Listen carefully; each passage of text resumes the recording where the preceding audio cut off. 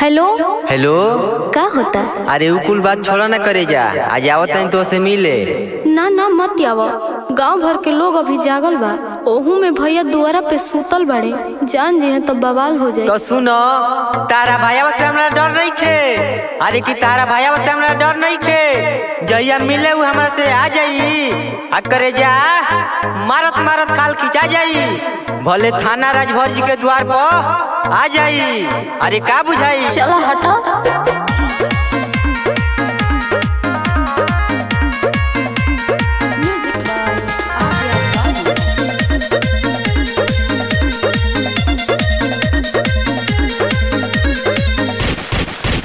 अरे मारत मारत खाल खींच ले भो।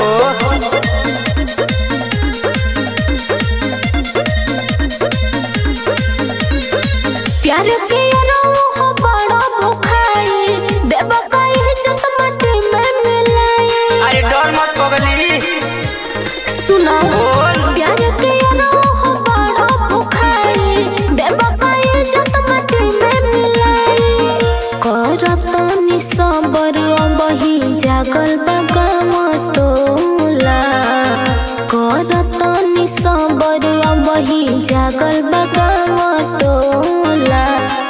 राज भर के लई कन के डर नहीं होला, मुड जदी घूमी तब का जाई टोला। अरे सरकारी ना करे जा, अरे की सरकारी ना करे जा, हमर जतिये सरकार हो, आ कौनो गुंडा गान नहीं लाई। बस तू इतना बता दी हो कि राजभर हमार यार हो, झमकावला से होई। अरे पगलाइल बड़ा तो कुटा देबो। अरे चल हट।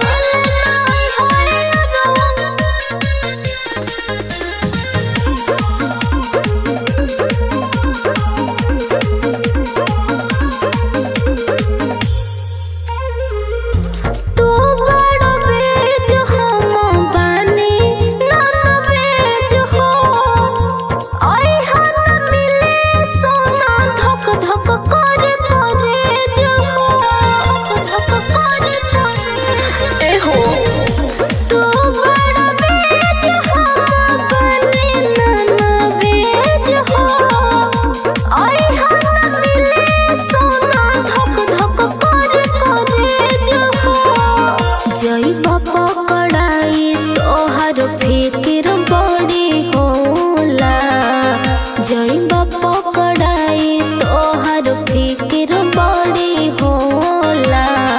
राज भर के लई कन के डर नहीं होला, मुड जदी घूमी तब का जाई टोला।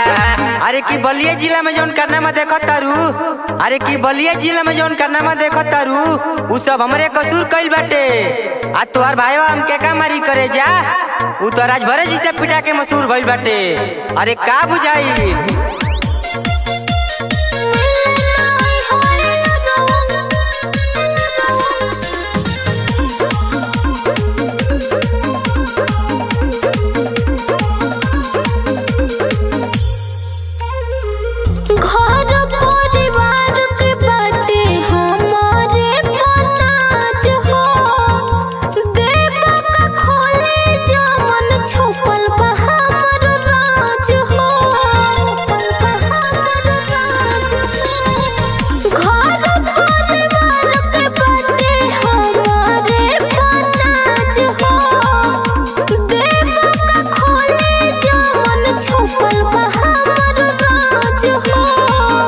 इसके राजवंशी मोहन इहे बहामर निहोरा, इसके राजवंशी मोहन इहे बहामर निहोरा।